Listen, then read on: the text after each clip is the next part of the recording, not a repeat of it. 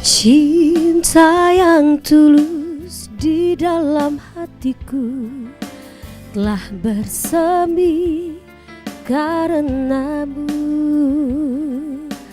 Hati yang suram kini tiada lagi, telah bersinar karenamu. Semua yang ada padamu membuat diriku tiada berdaya. Hanyalah bagimu, hanyalah untukmu seluruh hidup dan matiku. Biarkan hujan membasahi bulan yang tiada berseri, namun jangan kau biarkan cintaku yang tulus suci hanya padamu. Semua yang ada padamu membuat diriku tiada berdaya. Hanyalah bagimu, hanyalah untukmu seluruh hidup dan matiku.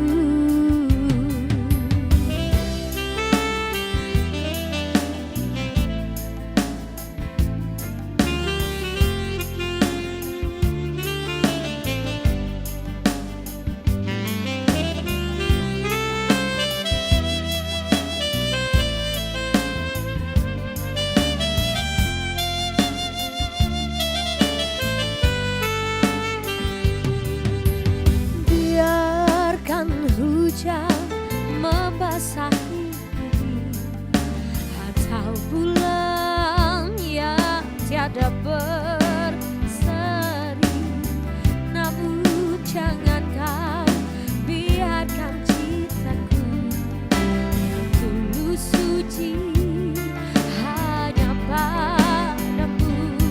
Semua yang ada padamu membuat diriku tiada berdaya. Hanyalah bagimu, hanyalah untukmu seluruh hidup dan matiku. Hanyalah bagimu, hanyalah untukmu seluruh hidup dan matiku.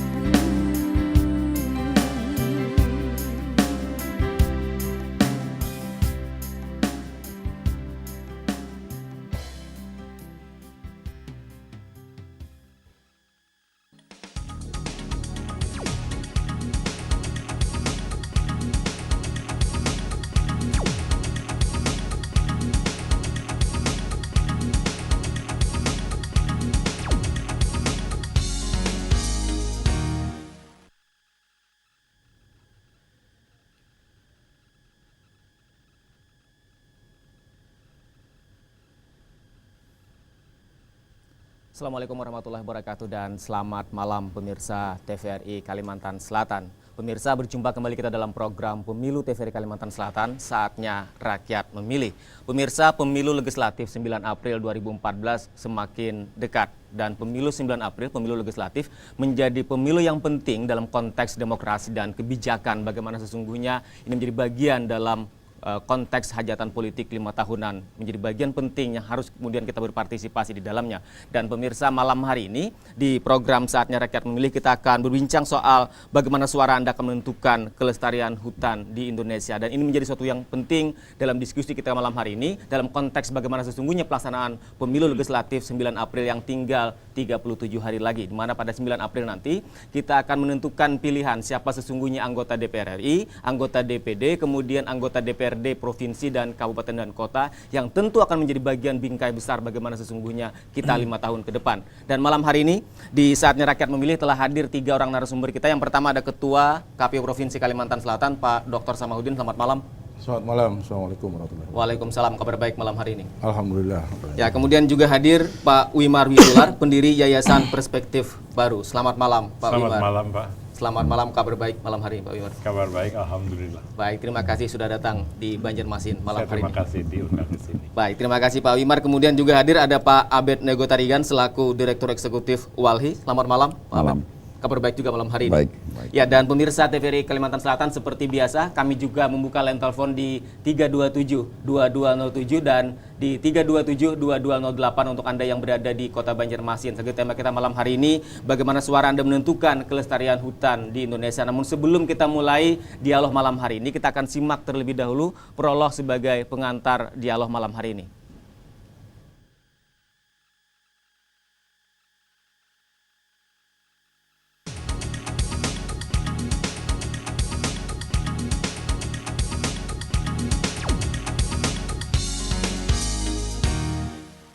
Sekarang Indonesia telah memasuki tahun politik, di mana berbagai kelompok dan kepentingan politik akan bersaing dalam pemilihan umum pemilu 2014. Tahun ini merupakan momen yang tepat bagi generasi muda Indonesia untuk terjun bersama kelompok-kelompok civil society memperjuangkan isu yang benar-benar krusial untuk diprioritaskan dalam agenda kebijakan politik bangsa, yaitu menyelamatkan hutan Indonesia. Pada pemilu 2014, jumlah pemilih muda berumur 17 hingga 29 tahun diperkirakan mencapai 53 juta orang dari total 170 juta masyarakat yang memiliki hak pilih.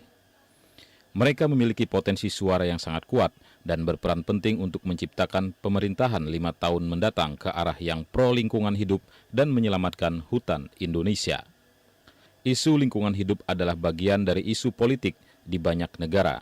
Bahkan pemanasan global sudah menjadi isu lingkungan yang mengglobal. Politisi dan partai yang mempunyai komitmen menjaga lingkungan hidup seperti hutan terus mendapat banyak dukungan. Bagaimanakah di Kalimantan Selatan?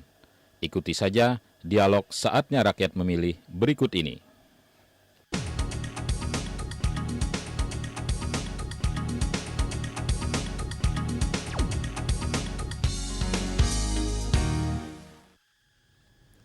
Baik pemirsa TVRI Kalimantan Selatan, masih kita dalam program Saatnya Rakyat Memilih di program Pemilu TVRI Kalimantan Selatan. Baik, pertama saya ke Pak Wimar. Pak Wimar, pemilu 9 April menjadi sesuatu yang menarik. Kalau kita hitung waktu mundur masih ada sisa 37 hari lagi untuk menuju 9 April. Kemudian kalau kita lihat misalnya dari sekian banyak para caleg yang bertanding sebagai kontestan di 9 April, beragam pilihan ada di situ Pak Wimar. Mulai dari pengusaha, mulai dari para politisi, kemudian artis, aktivis LSM dan sebagainya. Ini menjadi sesuatu yang menarik. Kemudian malam hari ini kita melihat lebih jauh Pak Wimar, bagaimana sesungguhnya perspektif pandangan seorang Pak Wimar yang selama ini kita sudah paham bagaimana sesungguhnya pandangan seorang Pak Wimar Witular terkait dengan pemilu ini. Silakan Pak Wimar. Saya melihat pemilu itu sangat sederhana, yaitu kesempatan untuk rakyat itu bersuara sekali 5 tahun. Tentu setiap hari mereka bisa bersuara, tapi bersuara yang betul-betul ada konsekuensinya dalam jabatan-jabatan legislatif itu dan eksekutif sekali 5 tahun. Sayangnya walaupun sudah tinggal beberapa 37 hari lagi, yang orang lihat, orang sekarang sedang mempelajari partai mana yang ikut, caleg mana yang ikut, latar belakangnya apa, tapi sangat sedikit bahkan tidak ada diskusi mengenai masalah apa yang akan dihadapi oleh caleg itu kalau terpilih. Jadi Indonesia ini nantinya masalahnya apa gitu. Yang ada pembicaraan masalah itu yang itu aja dalam media, tapi tidak dikaitkan ke dalam isu posisi partai atau calon legislatif. Tidak ada yang tahu calon legislatif mana yang menggandrungi soal kesehatan, calon legislatif mana yang menggandrungi soal transportasi antar pulau, dan lebih penting lagi kita tidak tahu caleg mana yang mempunyai komitmen untuk menangani masalah lingkungan, bukan mengatasi itu, nggak bisa diatasi, tapi yang punya concern, punya keprihatinan. Jadi kami dari Yayasan Perspektif Baru kerjasama dengan Walhi dan berbagai pihak itu sangat ingin mengajak masyarakat, terutama pemilih muda barangkali, mahasiswa, untuk mari kita lihat isu apa yang harusnya diperdebatkan dalam pemilu ini. Nanti biar kita menilai caleg mana yang bisa kita kaitkan dengan isu. Tidak, ini seperti main bola, tidak akan jadi menang gelar dalam season pertama. Pokoknya kita mulai berlatih lah untuk memilih dengan cerdas, mencerdaskan diri, mencari caleg yang cocok, dan nanti mengikat caleg pada janjinya. Sebetulnya itu.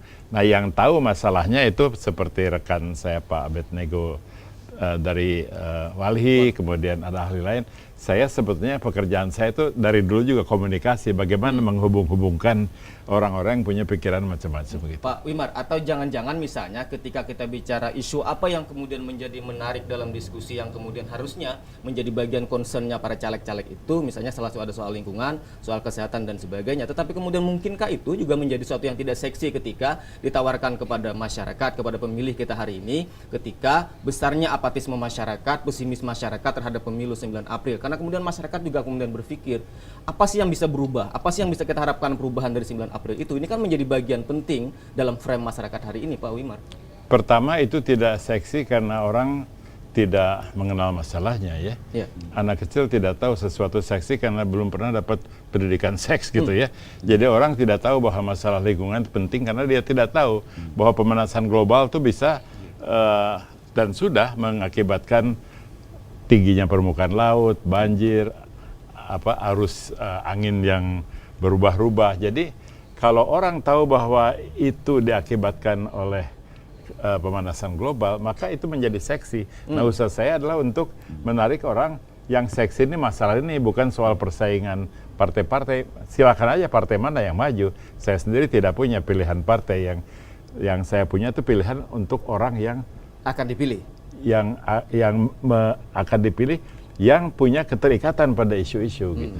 Baik, ini menarik. Sekarang saya belum ke KPU, saya ke Pak Abed selaku Direktur Nasional Walhi. Pak Abed, kalau kita bicara lebih spesifik misalnya bicara soal lingkungan, kalau bicara dalam konteks nasional kemudian kita turunkan dalam konteks Kalimantan Selatan, sesungguhnya ini menjadi sebuah wacana yang sangat seksi sesungguhnya kalau kemudian kita tarik di tingkat lokal Kalimantan Selatan. Bagaimana misalnya perubahan lingkungan, kemudian bagaimana pertambangan batu bara seperti dalam prolog tadi misalnya.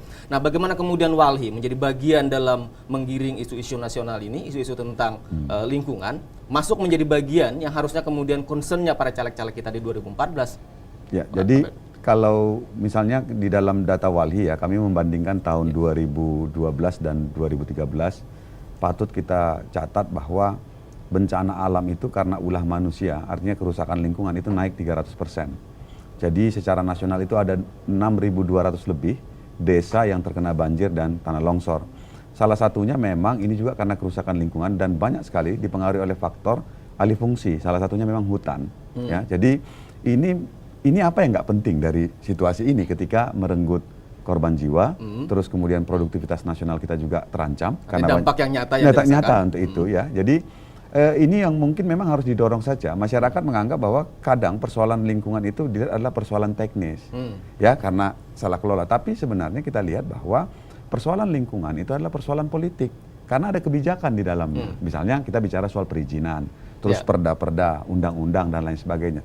Itu semua diambil oleh keputusan lembaga politik yang namanya DPRD, yang kemudian namanya Bupati Wali Kota, yang namanya Presiden, dan kemudian juga Menteri-Menteri. Dan salah satu tahapannya ada di 9 April nanti. 9 April nanti. Jadi jangan takut misalnya masyarakat misalnya kalau bicara isu-isu besar, ya itu banyak saja soal kemiskinan, ya betul kita masih terus berlawan dengan kemiskinan gitu ya. Dengan persoalan-persoalan korupsi kita harus berlawan dengan itu terus gitu. Tetapi juga masyarakat tidak salah juga misalnya menemukan persoalan-persoalan lingkungan yang dihadapi dia untuk membicarakan itu dengan para caleg. Kalau kekhawatiran tadi bahwa nanti ini misalnya para politisinya sendiri khawatir tidak besar masanya sebenarnya, menurut kami enggak juga. Sebenarnya karena ini juga karena memang melihat dari ruang media yang ada. Tetapi sebenarnya dalam proses-proses interaksi dengan masyarakat. Misalnya kita lihat di Kalimantan Selatan misalnya, sekarang itu banjir itu udah kabupaten levelnya. Bahkan sudah lintas kabupaten misalnya kalau menurut catatan Walhi. Setidak-tidaknya tahun lalu itu hampir 6 kabupaten yang terkena banjir gitu loh.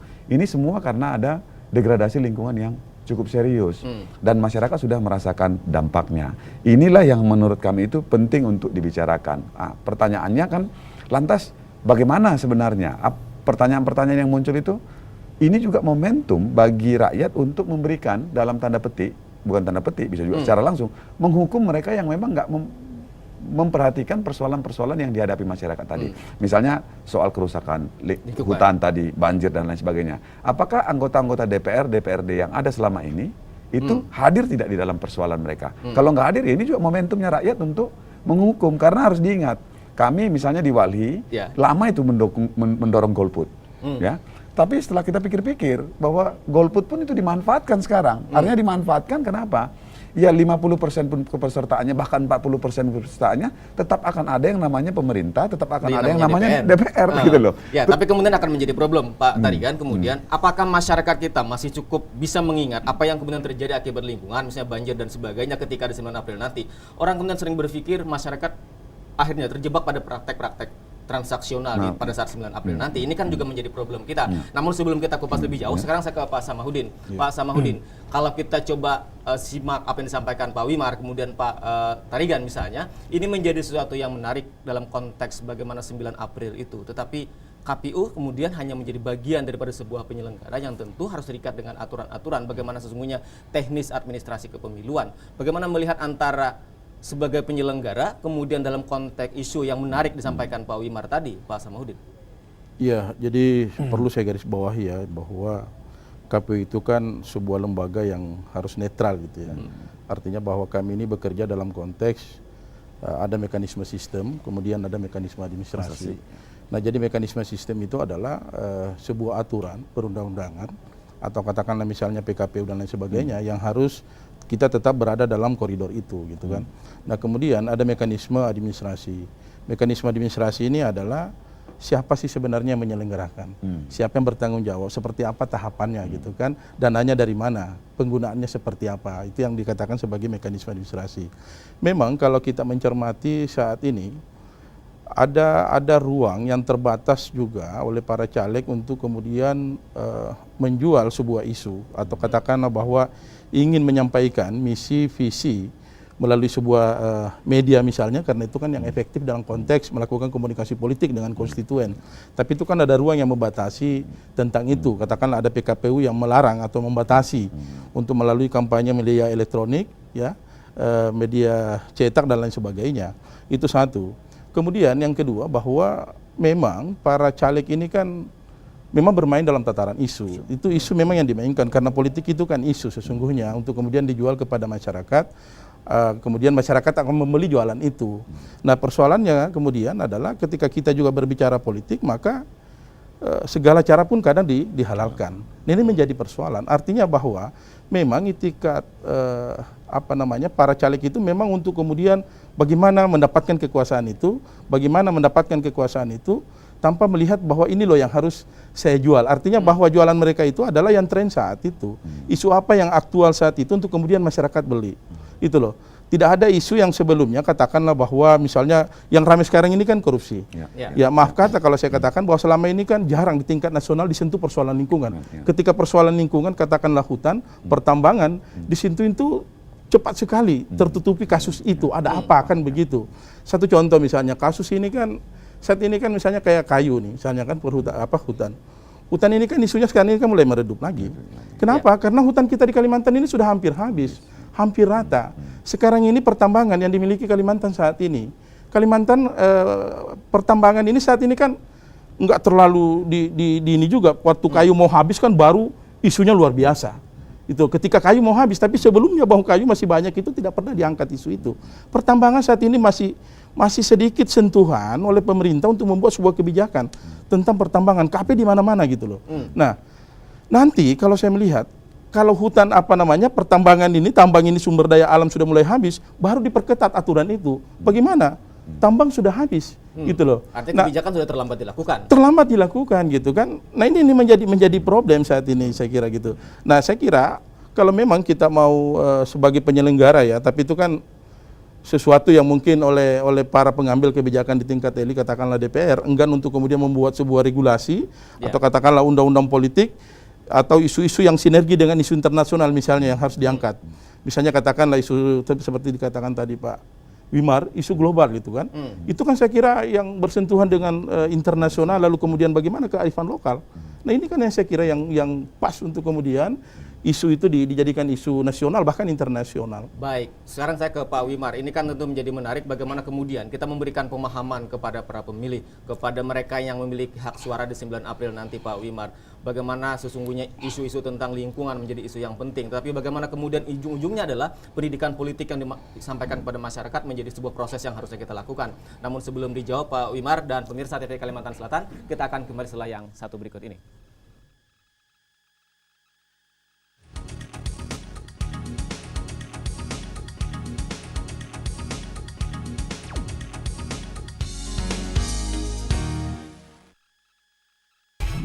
Melalui program-program unggulan TV-nya Urang Banua yang dipancarluaskan ke seluruh wilayah Kalimantan Selatan. Promosikan usaha Anda di saluran ini pasti lebih efektif, efisien, dan ekonomis. Percayakan informasi usaha Anda pada kami. TVRI Kalimantan Selatan, saluran usaha Anda.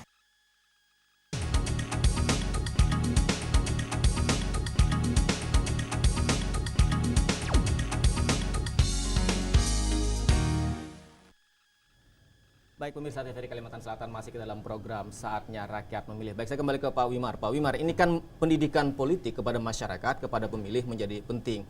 Kepada masyarakat umum misalnya, kemudian juga kepada masyarakat yang selama ini menjadi bagian daripada masyarakat yang berkepentingan terhadap lingkungan. Misalnya mereka-mereka yang tinggal di daerah pegunungan, mereka-mereka selama kita pandang sebagai masyarakat adat misalnya. Ini kan juga bagian dan penting bagaimana kita memberikan pendidikan politik bahwa isu itu menjadi sesuatu yang menarik, sesuatu yang seksi. Pak Wimar tadi, bagaimana Pak Wimar?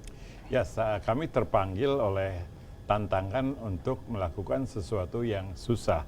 Membuat orang sadar bahwa sesuatu itu penting, sangat penting, bahkan begitu pentingnya sehingga tanpa ada ketegasan soal penanganan lingkungan, itu korupsi, ketidakadilan semua akan berjalan. Soalnya kalau kita bicara korupsi banyak terjadi justru di dalam pengelolaan hutan, ya. Terus di dalam penekanan hak-hak masyarakat adat itu terjadi dalam hutan.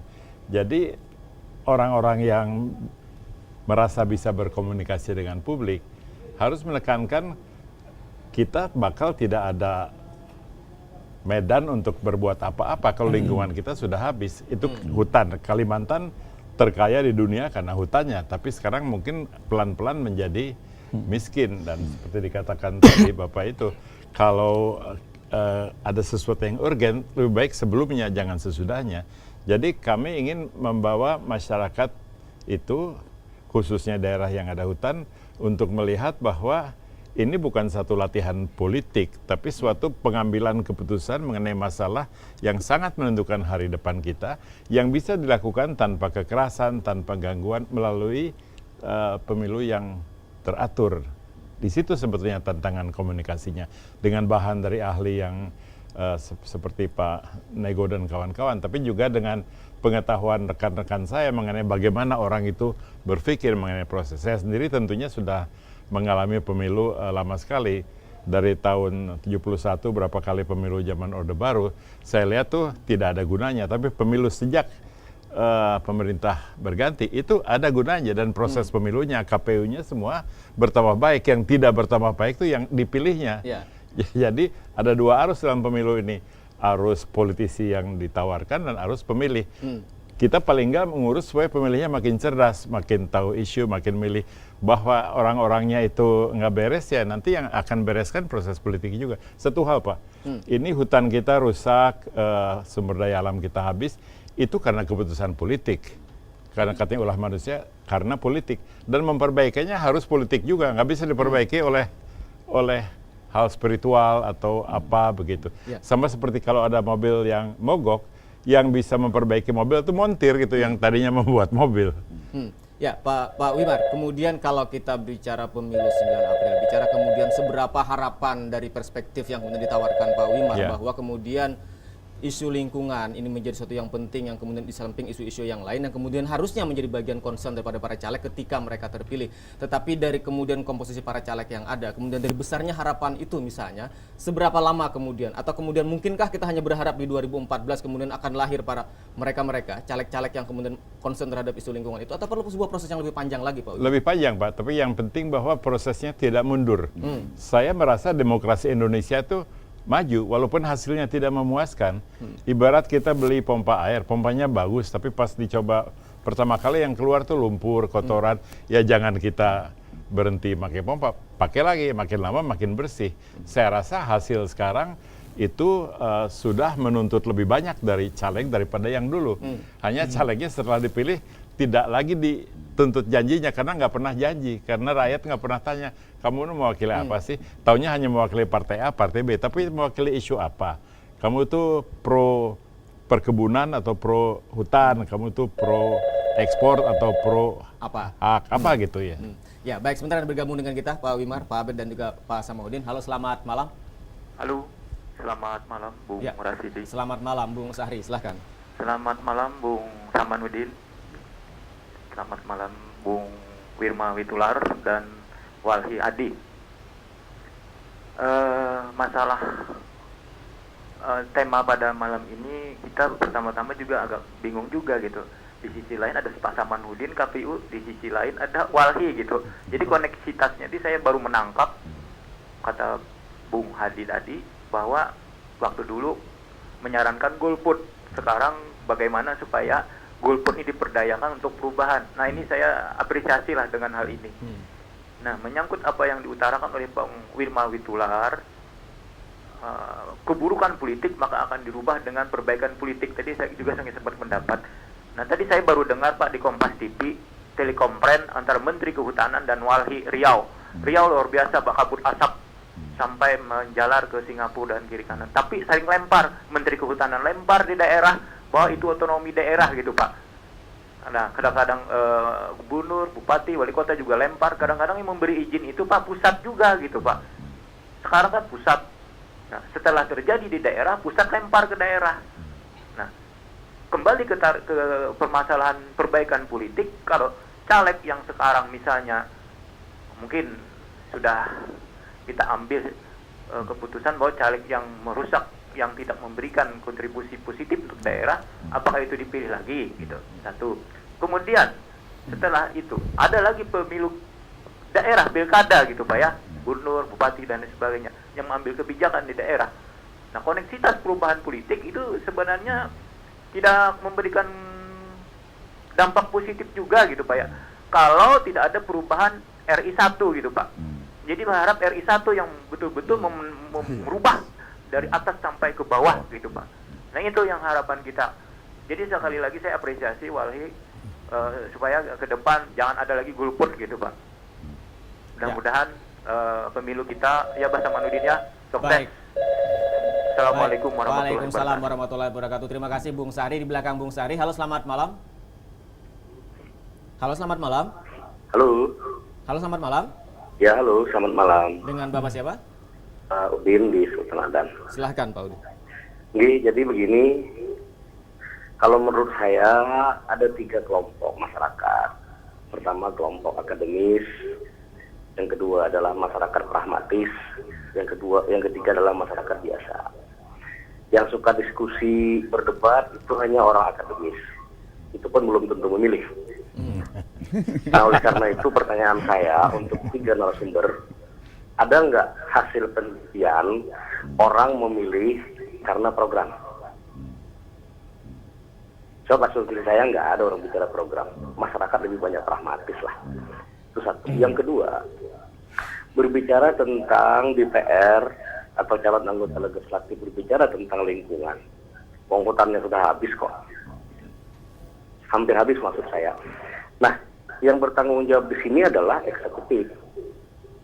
Legislatif dalam hal ini ketika berjanji A, B, C. Nah, ketika menjadi anggota dewan, mereka terikat kepada sebuah aturan yang ada di DPR, yaitu praksi, komisi, partai. Ya. Nah, ketika orang menuntut, mana janjimu? Wah, udah saya sampaikan, tapi terpental di praksi, terpental di komisi. Nah, jadi kan ini kan jadi sebuah, menurut saya hanya basa-basi, karena tetap kuncinya ada pada komisi dan praksi.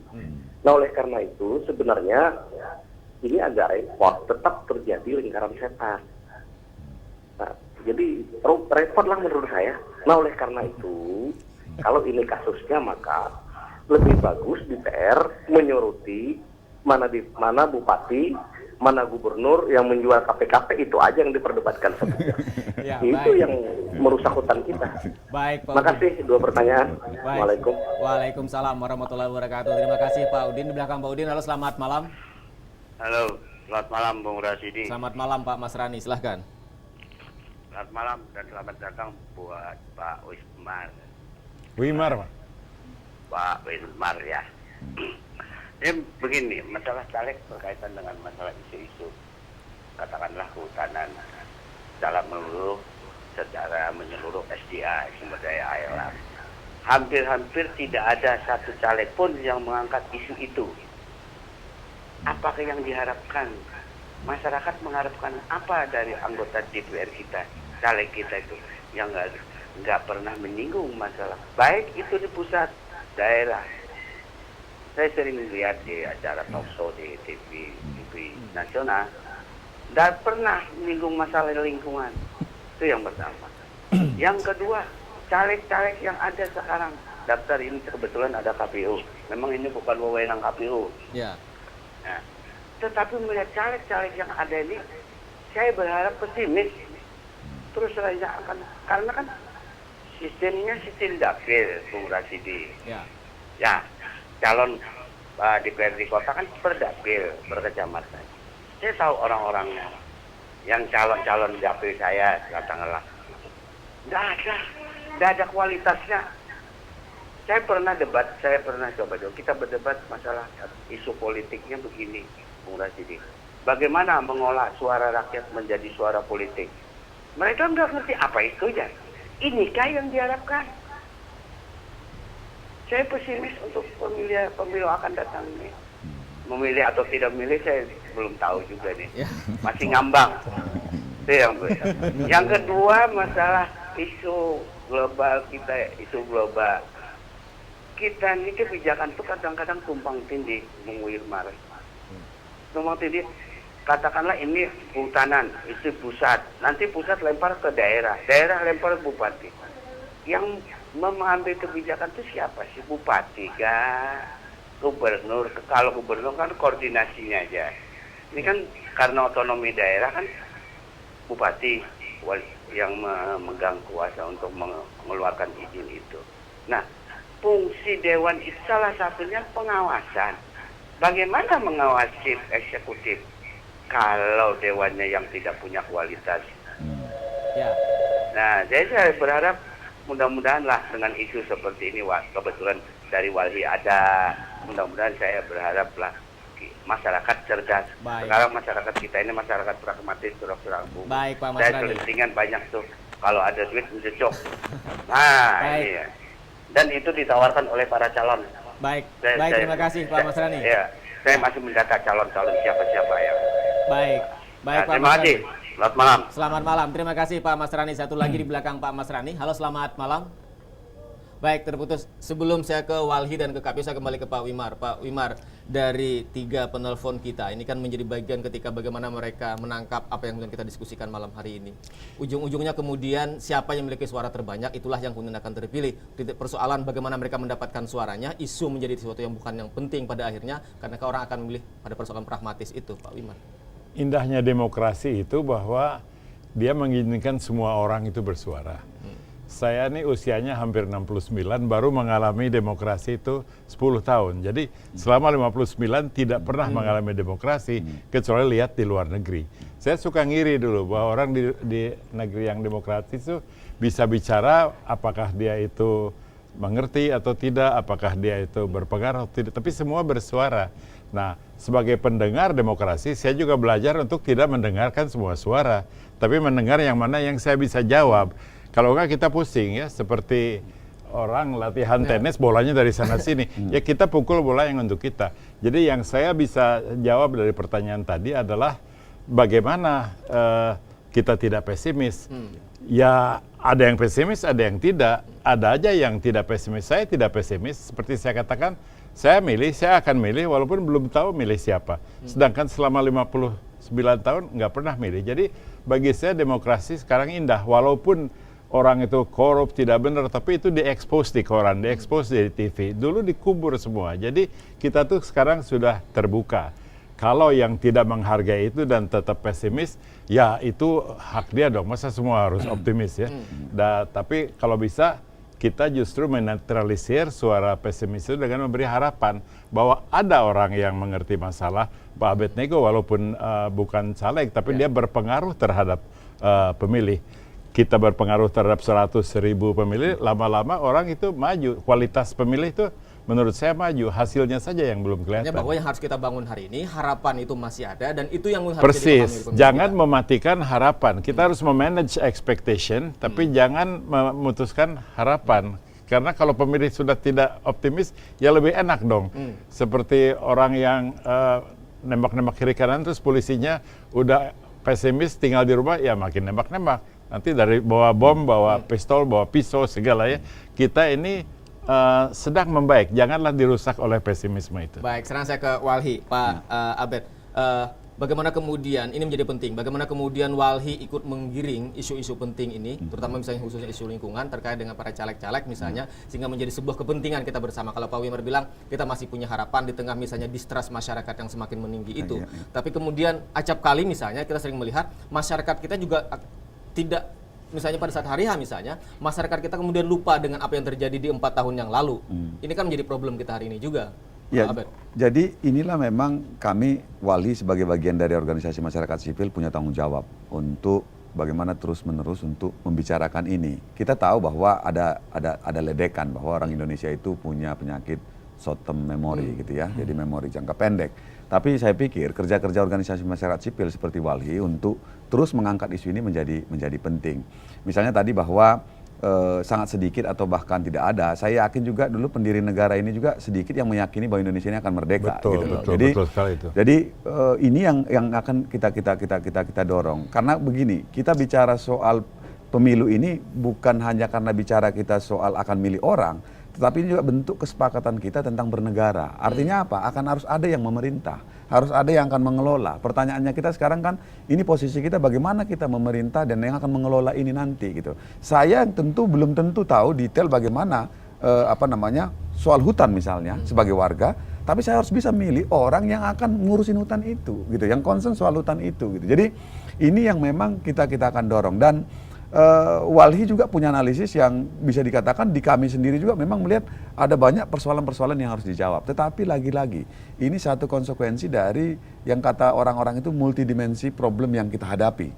Tapi kita harus bisa juga bagaimana mendorong isu-isu ini. Misalnya tadi sudah jelas bahwa DPR sekarang itu sulit diharapkan gitu. Dan misalnya di DPR nasional itu 90% mereka nyalon kembali.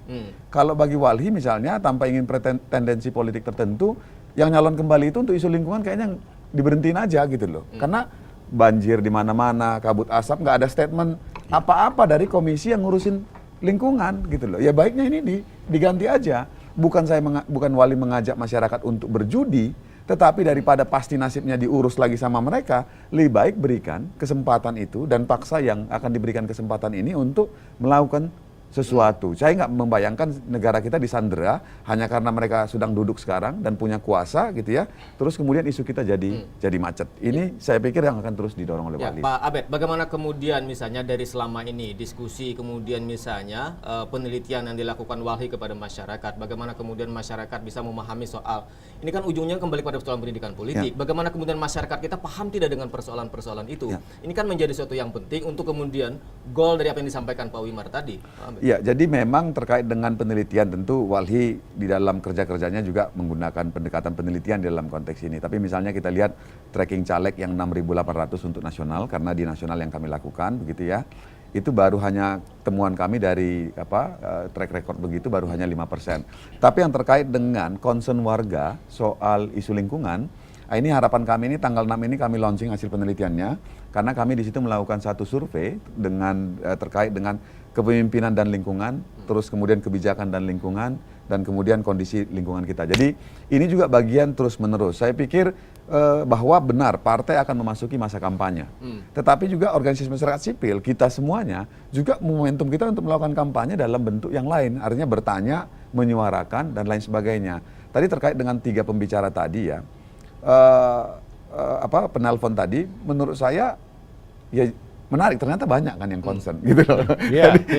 Jadi itu juga satu indikasi yang concern. Sekarang kita lagi membayangkan bagaimana ngumpulin ini menjadi satu energi yang sehingga besar orang-orang semua. seperti yang 3 tadi. Yang 3 tadi, yang misalnya begini, jangan sampai orang ngaku misalnya saya ini golput karena kritis. Ini selalu jadi joke saya di dalam banyak seminar. Tapi sebenarnya karena terlambat bangun gitu loh. Jadi yang kita bayangkan itu adalah orang memang kalau dia pun tidak memilih karena dia memang tahu ada situasi, dan kemudian nggak hanya berhenti saya nggak memilih tapi nggak melakukan sesuatu. Jadi ini yang memang kita bayangkan, itu satu demokrasi yang makanya kata banyak pendapat dan kami juga berpendapat kita harus bergerak kepada satu demokrasi yang substansial, bukan demokrasi yang hanya prosedural begitu ya. Ini kan terus suatu proses yang terus harus kita jalankan.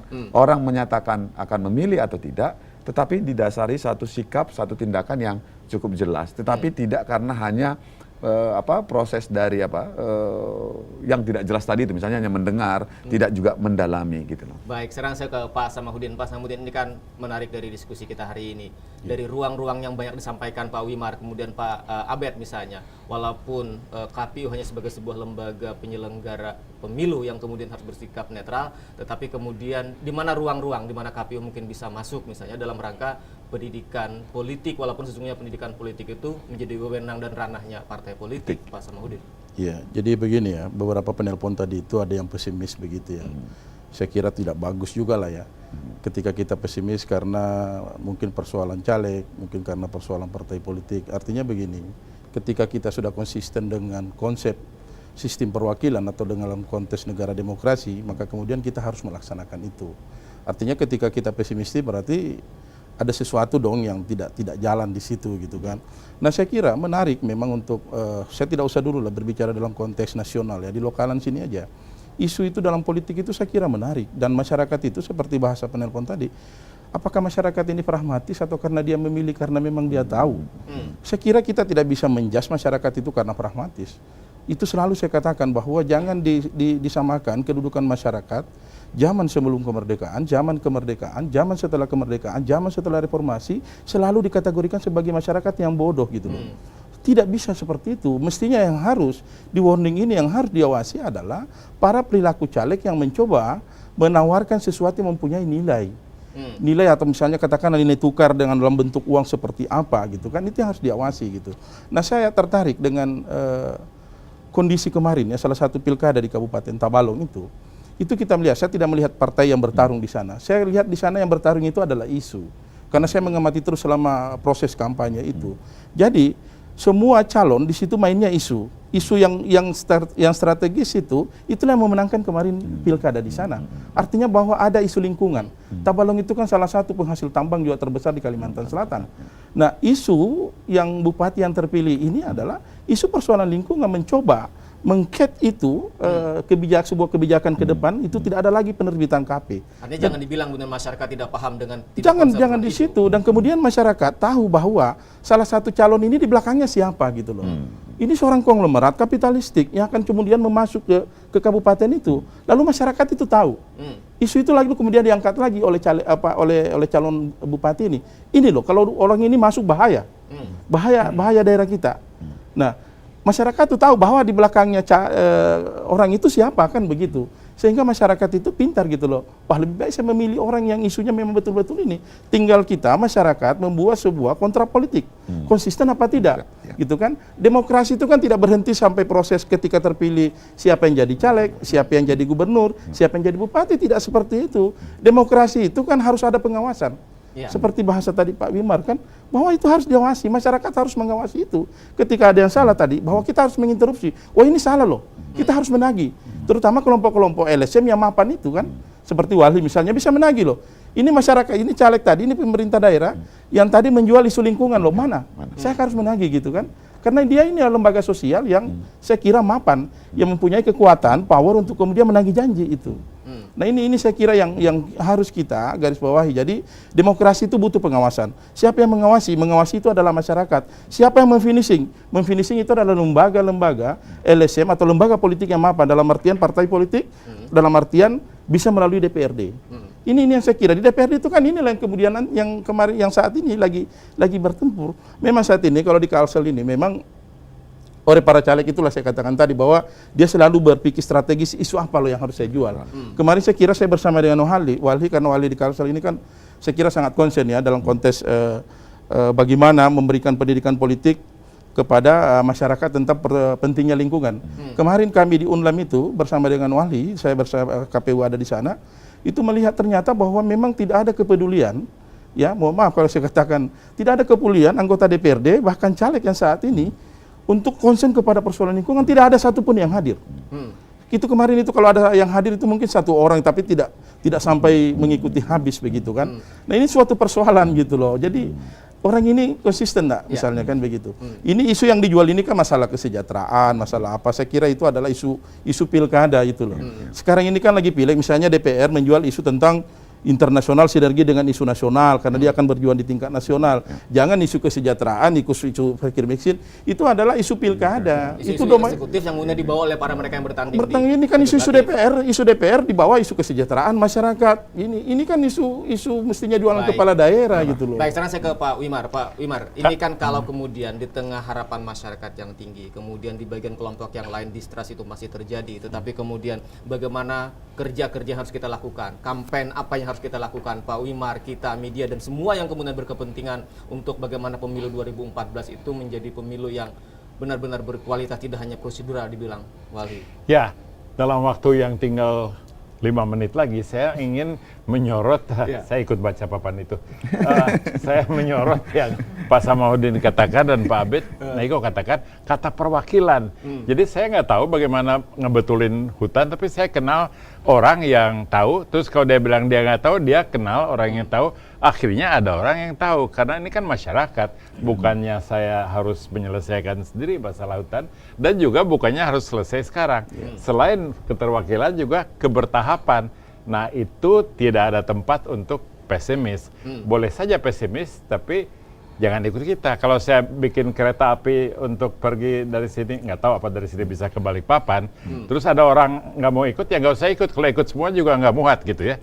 Jadi kereta api demokrasi itu hanya muat orang yang optimis, dan akhirnya perbaikan itu memang selalu diciptakan oleh minoritas. Yang memproklamirkan Indonesia tadi katakan Soekarno-Hatta, yang lain kali nggak tahu lagi goreng tempe di rumahnya atau lagi main-main. Jadi kita selalu mulai dari suatu minoritas yang yakin. Ya, Pak Wimar, di sisa waktu kita yang tinggal 37 hari ini, Pak Wimar, kerja-kerja apa, kampanye apa yang harusnya kita lakukan agar kemudian di samping kita kemudian ada masyarakat juga yang sadar ketika datang ke TPS, memberikan hak suaranya, kemudian paham ketika memilih itu karena program, karena isu tadi dibilang. Campaign saya sih secara pribadi adalah terbuka, jangan enggan menjawab orang yang punya pertanyaan mengenai gunanya pemilu. Karena kita bisa sampaikan secara teoritis, secara pengalaman luar negeri bahwa tidak ada cara yang lebih baik daripada demokrasi. Kalaupun demokrasi tidak berhasil, ya tidak ada cara yang lebih baik. Baik, terakhir saya ke Walhi, sebagai sebuah catatan terakhir kita, kemudian bagaimana mendorong pemilu 2014 di 9 April nanti, para caleg-caleg yang paham persoalan-persoalan isu, dan itu kemudian menjadi benang lurus dengan pilihan masyarakat. Ya, jadi memang kita akan campaign gitu ya, artinya juga menggunakan ruang-ruang yang ada, misalnya kita di dalam minggu ini akan mengeluarkan penelitian-penelitian kita terkait dengan isu dan kemudian juga dengan politik dan kemudian juga pemilu ini, dan kemudian juga 11 Maret kita ada rapat akbar Gerakan Lingkungan Hidup di Senayan begitu ya. Yang kita harapkan juga nanti daerah-daerah ini bisa tumbuh, bahasa di Wali itu rumah-rumah demokrasi, di mana ini memang ruang untuk berdebat, berdiskusi dengan caleg-caleg yang ada. Kalau sepi ya nggak apa-apa juga, tapi yang penting bagaimana rakyat itu mulai bicara soal agendanya. sudah berhentilah kita hanya dicekokin tadi, apalagi sampai hanya uang begitu ya. Karena faktanya kita menanggung 5 tahun gitu loh. Dan ini juga momentum harus diingat, selain kita memberikan penghargaan kepada yang terbaik menurut kita, tapi juga momentum untuk menghukum mereka yang buruk. Jadi harus dilihat di dalam dua konteks ini. Selain tanggal 6 dan tanggal 11, Ya. besok juga Ya. di Banjarmasin, ya. di kampus Universitas Labung Mangkurat, kami akan bertemu dengan ratusan mahasiswa untuk meneruskan diskusi ini langsung dengan para calon pemilih. Baik, terakhir ke Pak Samahuddin. Bagaimana kemudian KPU bisa menjadi bagian dari mendorong itu? Jadi begini, KPU ini senantiasa ya memberikan ruang sebenarnya kepada semua pihak, ya baik masyarakat maupun partai politik untuk senantiasa ya melihat fenomena caleg ini gitu kan. Seperti apa sih misalnya rekam jejak selama ini, baik yang sudah incumbent, incumbent maupun yang saat ini yang mau mencalonkan diri kan begitu. Saya kira bukan begini.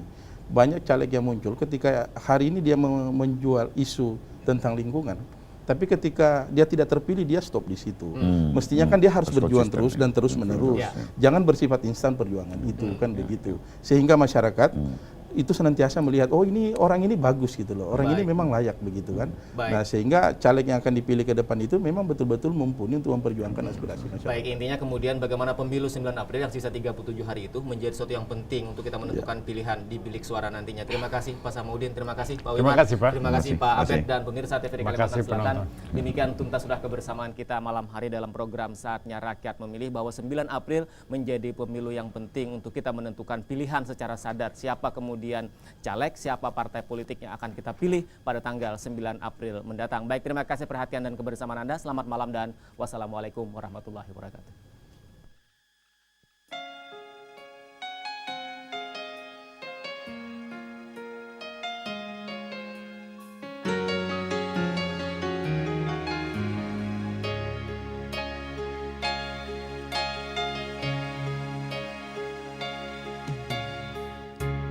Terlalu indah dilupakan,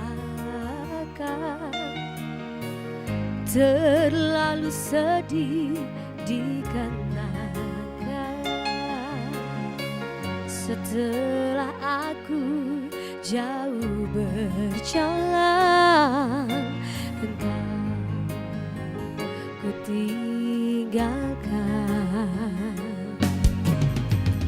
Betapa hatiku bersedih mengenang kasih dan sayangmu, setulus pesanmu kepadaku, engkau kan menunggu. Andaikan kau datang kembali, jawaban apa yang akan ku beri? Adakah jalan yang kau temui untuk kita